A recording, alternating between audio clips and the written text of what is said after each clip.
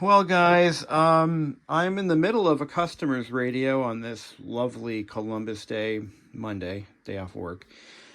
And I got a package that just showed up. Now, most of you are probably going to know what this is, some of you, based on the title of the video. I bought a scope. I don't know how to use a scope, but at today's bargain basement prices, I couldn't not own one, so I bought one. Let's take a look. We'll do the unboxing here.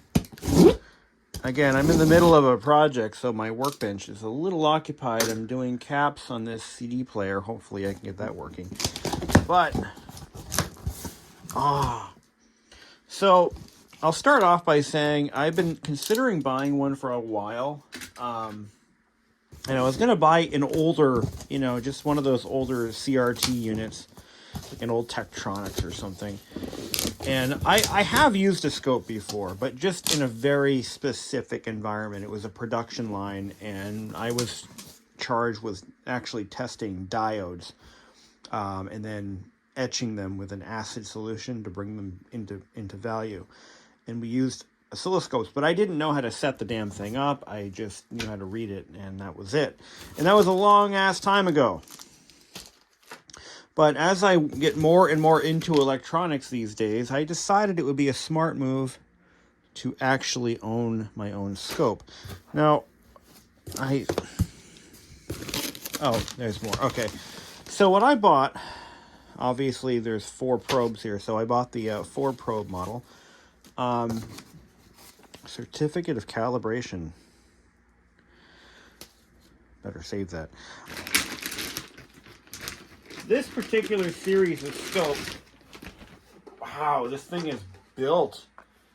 Hold on. I gotta get this thing set somewhere here so I can show you. So this is the DS1000 series scopes that they sell. These are their entry lower end models. In the 1104, it's really a really good bargain for what it does. It is a 100 megahertz scope, 1 gigasample per second. So not something that you would be using maybe to launch the spaceship or whatever, but it's a great scope for an engineering student. And from what I've been reading, these actually are used in industry, just in particular areas where higher speeds or higher frequencies aren't necessary. But so far, my first impression is as a piece of equipment, it's built pretty well. I believe that's your ground. Of course, you got 4 channels. I believe these are 4 analog channels, and it has or can be upgraded with 16 digital channels. Everything that I do will be analog. I could have gotten away with the $270 version of this scope, which is only 2 probes or two channels, and I believe 50 megahertz. But you can get these do come in a variety of configurations. This one was, from my perspective, the most bang for the buck. And I figured if I'm going to buy a scope, I don't want to buy another one. I want to buy one and be done with it. And with the type of work that I do and what I like to do, this is all I need. This is way more than I need. And I've been watching a few YouTube videos from folks like EEV. I keep saying Triple E. I meant EEV blog. Actually, I've been watching a lot of his stuff lately, and he seems to have a really good opinion, a high opinion of these entry level scopes. You can buy a Tektronix that costs $20,000, but most people don't need that. This is, wow, impressive. I believe Siglent makes a slightly better scope, but the Rigols seem to be pretty well regarded. So let's turn it on. I don't know. I don't think I'm going to do any measurements today because I don't have anything set up. I'm not really prepared to do any testing at this time. My cats are driving me nuts. But let's power it in. All right, guys, so now that we have it unboxed, I'm getting ready to turn it on for the first time. My first impressions, just as a piece of equipment, this thing is intense. I mean, it's got some weight to it. I'm sure a lot of that is heat sink weight. Oh, it does have built-in feet on the bottom here. Let me flip those down. Look at that. So it'll actually sit at an angle. It's got a nice carrying handle. I know that Rigol does sell a padded case for this in case you need it for portability. Now, why I bought a scope is there were some very specific instances where I'm like, you know, if I could just visualize what is happening on this particular circuit, I would be able to better diagnose it. But another reason I wanted one is for setting, actually checking cassette deck motors and for mechanical inconsistencies. So when you're running a 3000 hertz tone through a cassette, it's better to see that signal on a scope than on a multimeter that can measure frequencies. You can actually see a better representation of what's going on. So if your motor capacitor is bad, you're going to see it more accurately on a scope than looking at a multimeter. All right, guys. So we're in the process of turning this thing on for the first time, and I got the probes. I'm setting those up. There is a procedure that you use to, I believe, zero the probes or not really, I guess, calibrate them. So we'll do that. The Rigol DS1000 series is their entry-level scope. It is not a toy. It is a real scope. This isn't something that, you could use this in a real lab setting if it meets the needs of your environment. It has a calibration certificate. It's not a bad little scope. So I'm getting this scope ready for its first, I don't know, maybe first test, see what it can do. And I want to talk a little bit about this product line for a second. This is Rigol's lower end scope. It is not by any means a toy. It is a real scope. It has a real calibration certificate. It allegedly meets TÜV standards, which that didn't come, that must have cost him some bucks. It is a legitimate scope. So if you are in a lab setting or you're an engineer and this scope meets the specifications for your work, it could be used legitimately. When I first considered buying one of these, my reaction was, oh my God, it's impossibly cheap. It's probably not, it's probably more of a novelty than anything. But no, it is a real piece of lab equipment. So let's talk about the 1000 series for a second, the 1000Z. So I have actually on my computer a list of these scopes. So you've got the DS1104z, which is the lowest of the lowest end.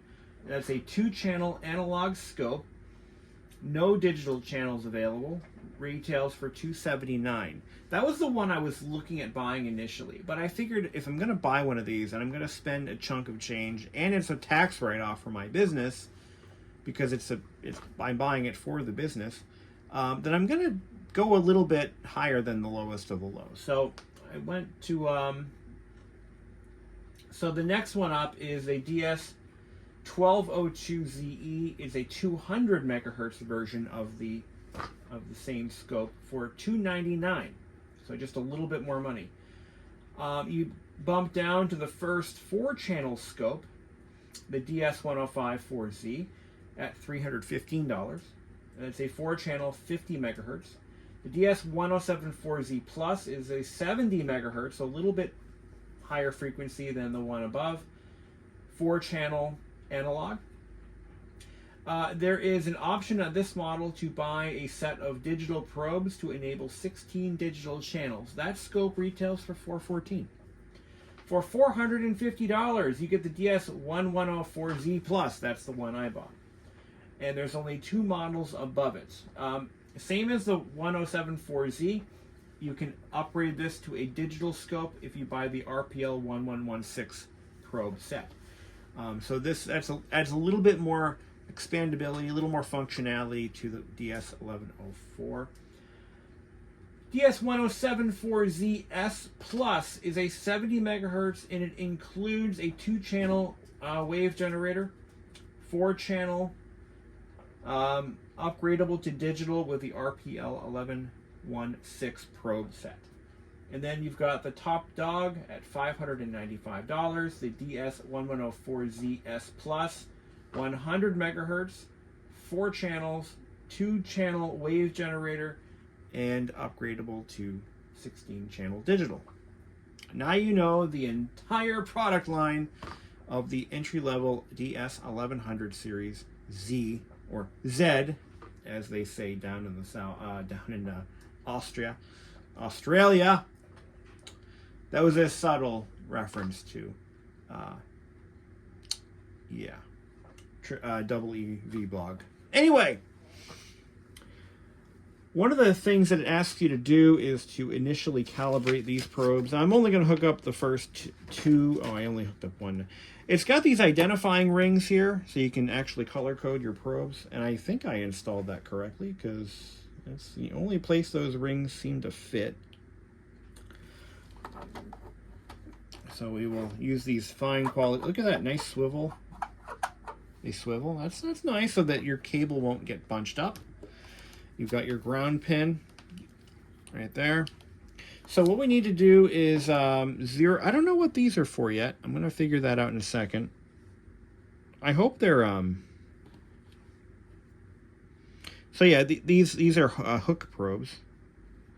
So you can hook on to whatever test points. I'm going to need something like a probe. I don't know if that's going to work for me, but we'll see in a minute. What do you say we turn it on? Here we go. So go through the boot up process. There's a cooling fan back there. You can hear that over on the power supply side. So one of the nice things about these Rigol scopes is because most of the features are software. So if you buy, let's say you buy a 50 megahertz scope and you really wanted a 100, you can buy from Rigol. They will sell you an unlock code to upgrade that scope to a 100. I believe that is the case. A lot of the upgrades, though, have been hacked, so you can upgrade the scopes for nothing if you know where to look. So just throwing that out there.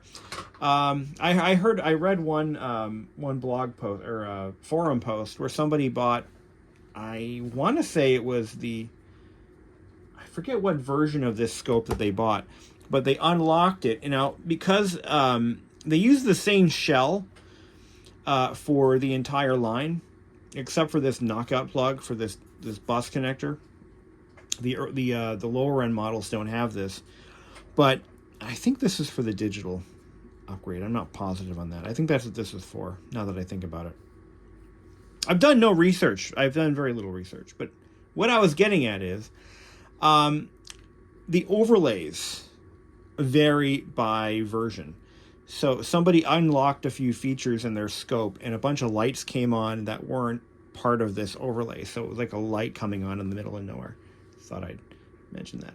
I forget which one it was that they said came on.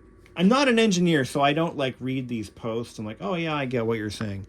I do see one little fit and finish problem, and this is actually, it looks like it was an issue with the mold when they molded this piece. But there's scratches here, and from what I know about manufacturing, those scratches appear to be part of the mold.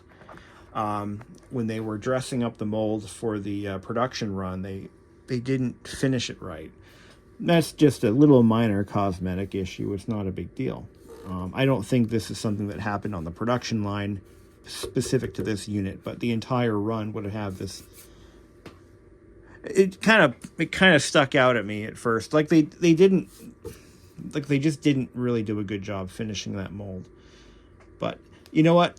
I didn't pay $3,000 for this thing, so I'm not going to bitch about it. So let's get this probe calibration done. Let's see how we do that. It is listed in Chinglish. Adjust the probe compensation. Before taking any measurement using a probe, first check the frequency compensation of the probe and adjust it to match the oscilloscope used. Generally, the oscilloscope provides a calibration signal output terminal at the front panel. Connect the probe to the signal output terminal to display a square waveform on the oscilloscope. Connect the probe to the signal output terminal to display. Where would that be?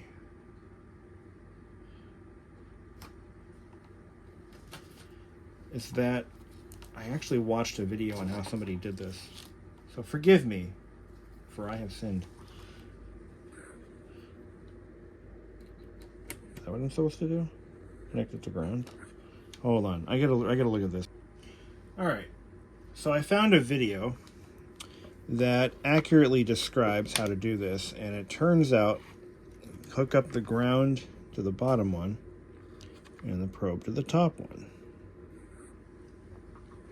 And I believe you want this to be set to 10x. Yep. Okay, the probe attenuation set to 10x.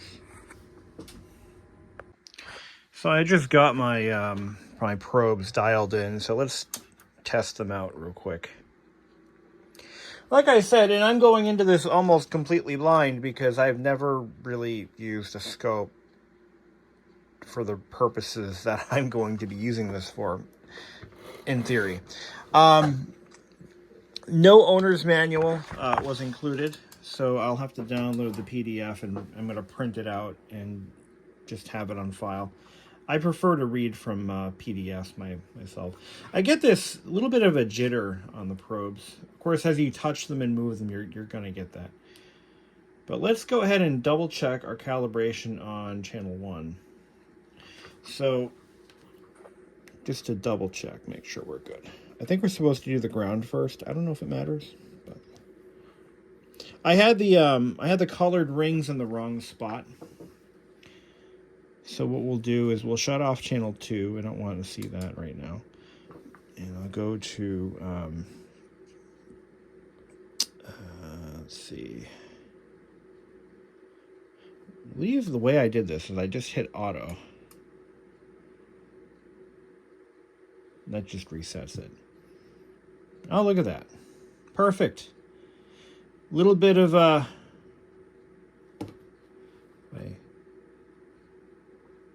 if I zoom in on this a little bit, there's a calibration tool that is included with the probes. And I've already put that away, didn't I? No, it should be right here.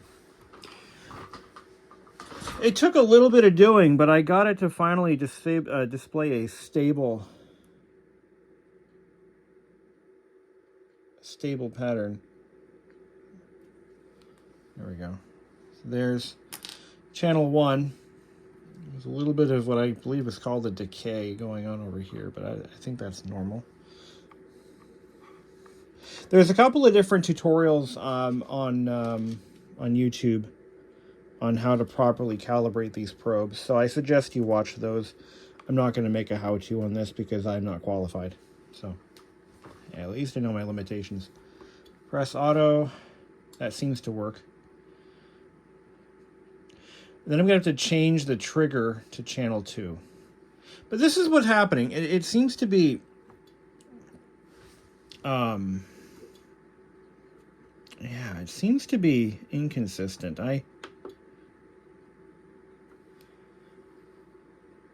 No, it's consistent now. I don't know what I did to fix this, but I fixed it by accident. It was making a lot of... What was happening was the sweep was just scrolling, and I couldn't get it to stop. And then I just pressed auto a couple of times, and it stabilized. So I don't know if that's what fixed it, but I did figure out a few things, on my own. Like, for example, all of these data points down here can be added and disabled by just pressing these buttons on the left until you're plumb full up. So let's say take one away. What did I do? There we go. Oh, okay, it was already there. So press it again to make it go away, I think, right? No? Oh, these are all the different... there's a lot of options here. This is a very advanced machine, and I am not a very advanced tech, so bear with me. I'm learning, okay? Just don't beat me up too bad. I'm learning. It's going to take me some time to figure out how to use this to my advantage. But I was at a point right now where I'm like, I've done a lot of business this year, and I want to learn more, to do more. And having a scope in my inventory, in my arsenal, is definitely a good thing. So I figured I've made a lot of money on the side business this year. Now's the time to invest back into it. And one of the things I do want to use this scope for, and I actually I can test it out now. I have a stereo that I'm working on. I want to look at the wave. I want to look at what's being put out by the body sonic amplifiers on the Mazda Miata stereos. I want to see what that waveform looks like. And this is the perfect tool for that. So what I'm not happy about, maybe I just need to buy an accessory or something, is I was hoping these probes had like needle nose, like a needle tip that I can just probe different points on the boards to see what's going on those at that point. But they're just hook tips on these, and once again, for those of you electronic know-it-alls, please forgive me. Okay, I'm not an engineer. I've never taken any classes. I've barely read anything. I'm just learning. And for $500, that is a great tool at a reasonable price that I can justify. Again, I have 4 probes. I only really need one. I think I really just need one channel, but I can't add more if I decide, months down the road, oh wait, I wish I had a 2-channel or a 3-channel or a 4-channel. Can't go back and no. Just buy all that you need up front. It's not like it's going to become obsolete next year. It's not a computer. So I have a lot to learn. The nice thing is you can pretty much zero everything out just by pressing the zeros. Just hit 0 on all of these and then press auto. And that just basically resets everything back to defaults. And if you really fuck up, if you hit this utility button and you go down to... No, it's storage, I'm sorry. Just hit default down here. And it just kind of resets the whole damn thing. Just like that. Only displays channel 1. You can, of course, add channel 2 back. Take it away. Take it away. Take it away. So there you go. These are all calibrated to the best of my abilities. So we're ready to do something. I don't know what that'll be. Anyway, so we are now rolling. Okay, I think that's all I can do with this right now. I have to finish that poor customer stereo so I can ship it out tomorrow. And we'll get to doing something with this at some point. It has a print function. Oh, I wanted to see what that did. I'm going to very carefully roll my probe cords up. Okay. But when I was a kid, I wanted my own scope because all the cool kids, on the football team had their own oscilloscopes, and I was feeling left out. So one of the very first things I ever bought on eBay, I was 16 years old.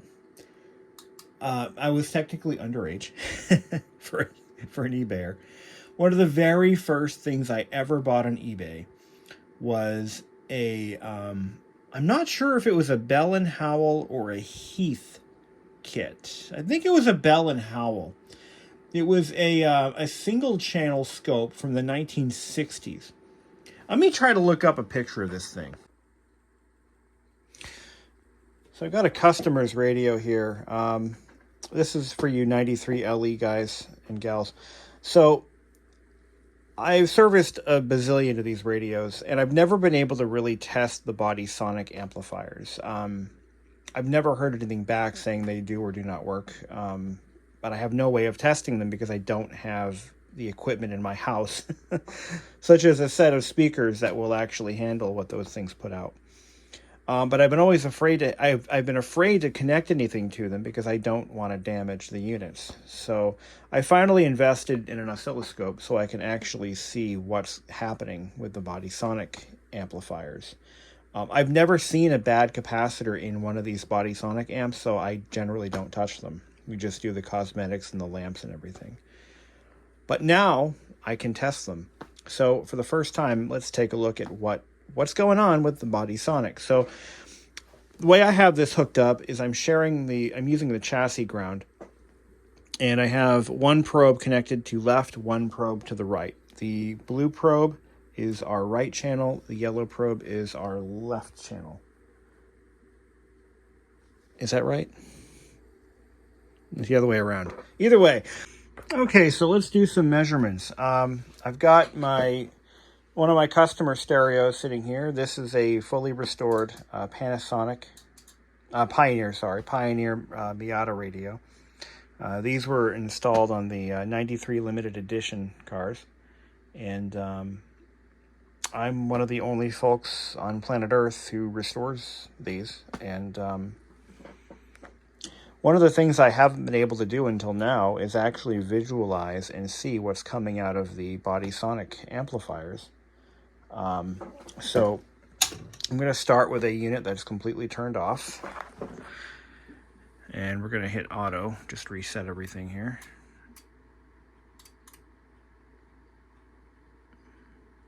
I should be getting a flat line.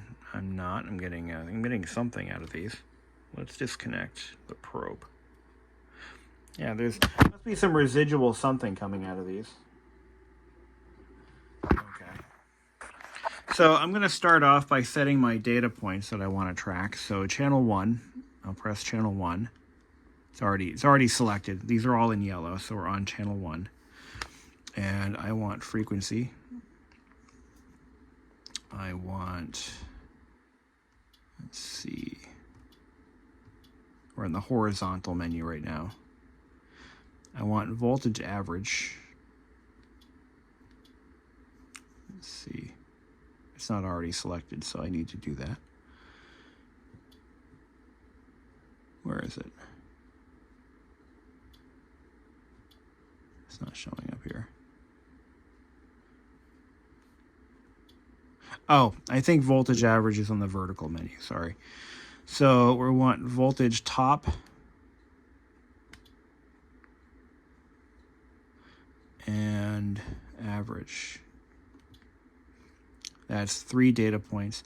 Now on channel 2, I want voltage average. You'll notice that this menu, it builds the menu and they kind of scroll sideways until they're all off the side. It's like a side scroller.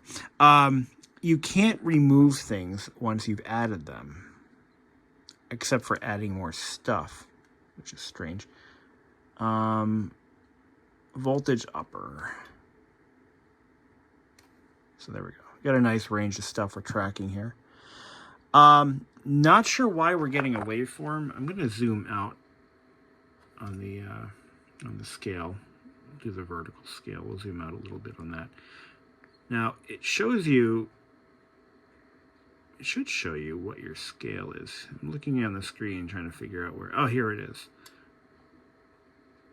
Is there a way I can get it to 0 volts?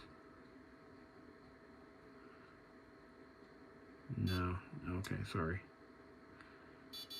It's limited there. So what it does is when you, depending on which channel is selected based on the highlight down here, there's channel 1. Oh, there it is. It's right there, 2 volts. So the scale will set to 2 volts. If I want to reset to default, I just press down on here. That's position. We want the positions to be the same. Reset the position on both of those. And again, when you're looking at your horizontal,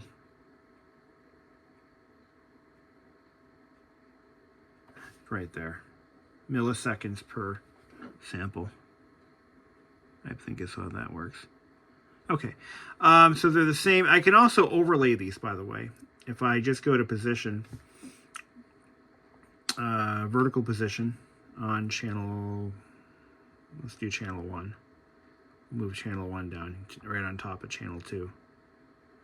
So I can actually see whether or not, now on this particular application, I believe on a brand new stereo, these should overlap. They should be the same. There shouldn't be any difference between those 2 waveforms. So we'll play with that once you get the stereo powered up. I'm going to put this back, just reset it. Huh, look at that. Channel 2, reset. So channel 2 is now overlapped by default. See, what the unit will do when you press auto is it will automatically split them apart. I figured out. Okay, so let's turn the stereo on. Now we get a little spike there. Now it's energized. I'm going to press CD.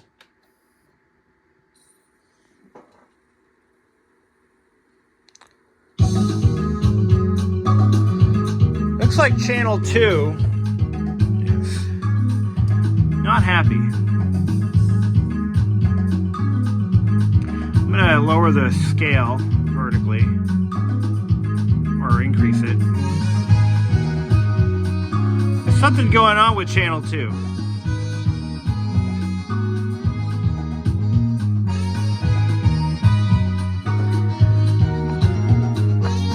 Look at our voltage averages. Oh, it's not showing me anything there.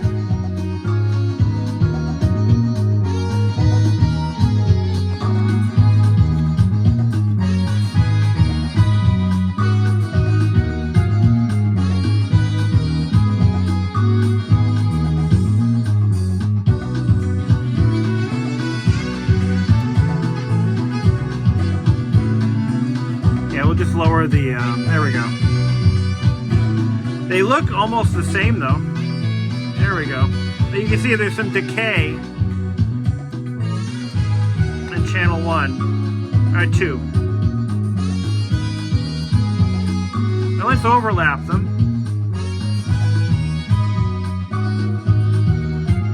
A little bit of interface lag. I'm gonna raise the other one up.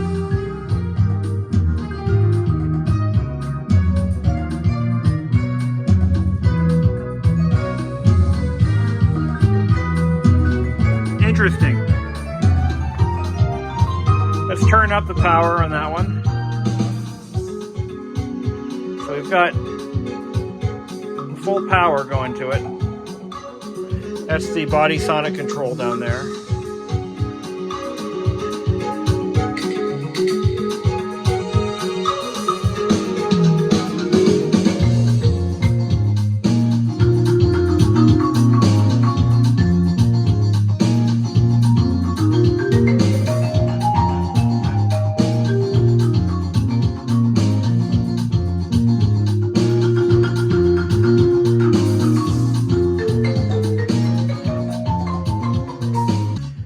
Recap this entire body sonic amplifier at my cost. I'm not going to charge the customer for it, and we're going to see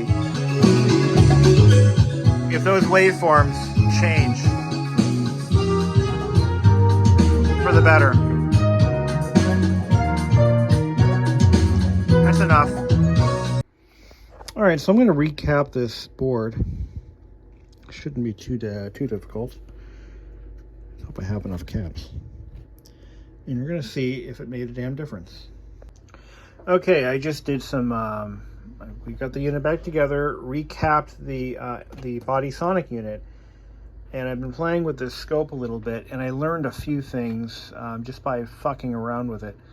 One of them being invert, and it caught me off guard. I didn't know it did this, but the invert option, let's say you have two sine waves on two different channels, and they're triggered by basically the same source.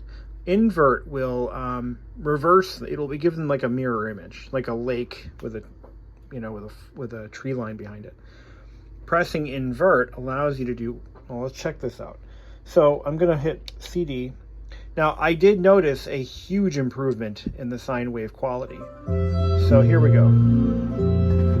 So what I'm gonna do now is I'm gonna press invert, and it mirror images them. Let's press it again. Now let's go ahead and move our the vertical position. I'm gonna raise. Look at this. Look at this. Look at that. Oh, that's what we want right there. That is gold. That is gold. That's what we should be seeing. Not what we saw before. See that? They're in lockstep. What we had before, and I'm gonna insert the images, right? So let's do this. Let's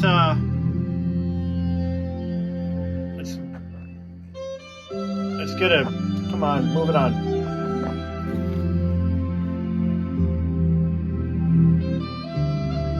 Oh, that's just our horizontal shift. Let's revert this. Okay, let's correct that.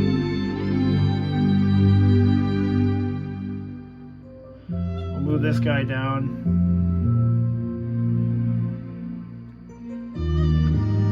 Waiting for a more active section of this song to come up here. Come on, here we go. There we go.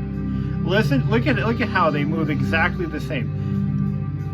So replacing those cabs absolutely made a difference. I could freeze it at any time, and then we'll just save it to the thumb drive. Here we go. All right, I'm gonna bring the volume up a little bit so we get to see more peakiness.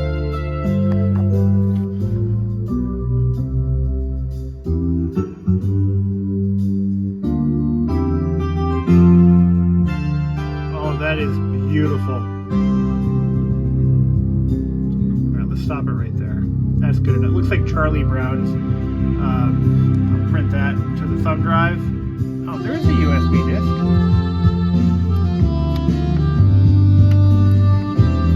Put that back in there.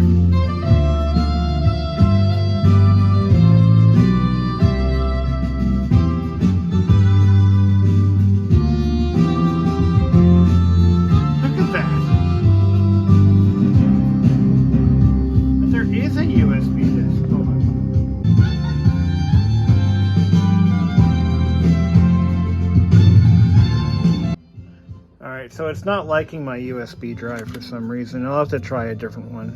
I don't know why that doesn't work. I was able to erase the drive, but it wouldn't let me store to it.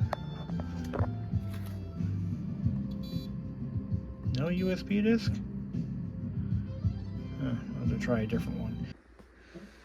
So here we are. This scope has already produced results, and I have never used a scope before to this capacity. I've done really very little on scopes before, but if, again, and this is just me, just a regular guy, I fix car stereos. It's most of what I do is routine replacing of certain key components, and that is it.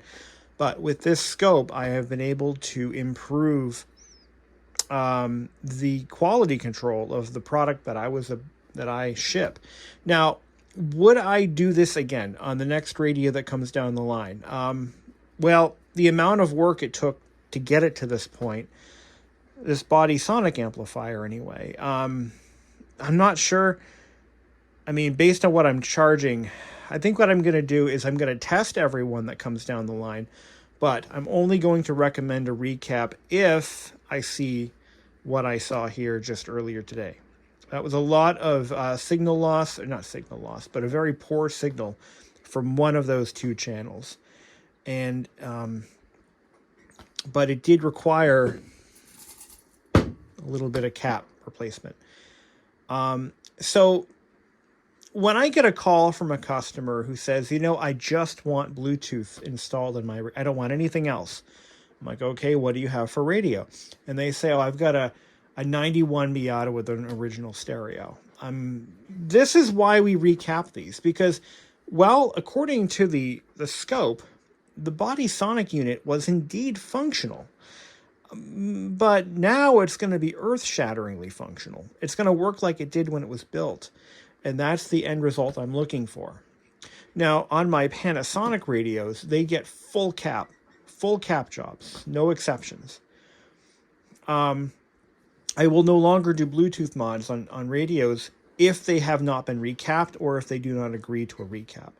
It is expensive. Yes, it is a pricey job, and I don't do this for nothing. So I charge for my time. I charge for my parts, my equipment. Everything that I do here costs money. But my point is, what you get back from a rebuilt radio versus one that's just been modified, or just replace the lights, or just do this. The end result of a product that's been refurbished is that you can see it here. It is here. You can see it, and you'll be able to feel it going down the road. So I think what I'm going to do is I'm going to continue charging my normal fee, which is currently $525 for a restoration of this unit, but I will add an additional optional charge if the Body Sonic amp, if you would like it recapped as well. But again, it added another almost 2 hours to the job. That's got to come from somewhere. Maybe an hour minimum to do that, but about 2 hours total. And no, it didn't take me 2 hours to do these. Maybe about an hour's worth of work. What am I saying? That's not a lot. That's actually not a lot. And we didn't change any of the bipolar caps because I don't have them. So they were fine, apparently.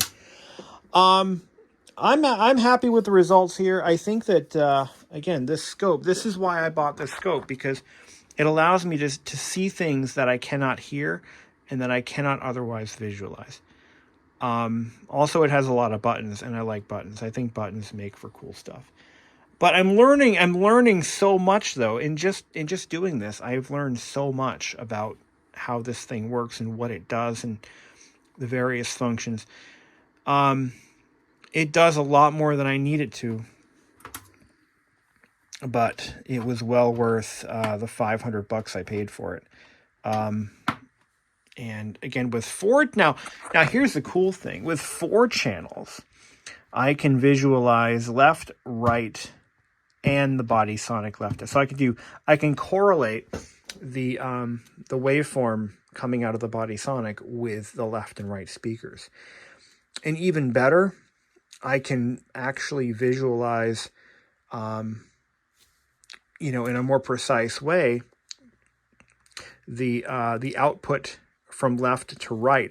I need to find a CD or a cassette or both that put out a mono signal on both left and right, or just an audio track, a basic audio track that is mono on both sides. This way I can better correlate, one from the other. Now, when dealing with cassette tapes, you can actually adjust. There's adjusting pots on the cassette, and usually on the cassette control boards, where you can actually, if you have, I have a 3000 hertz tone that I can demonstrate. And that is a mono tape. Actually, I could use that for the cassette. And I can dial in the left and right channels on the cassette so that they're perfectly balanced.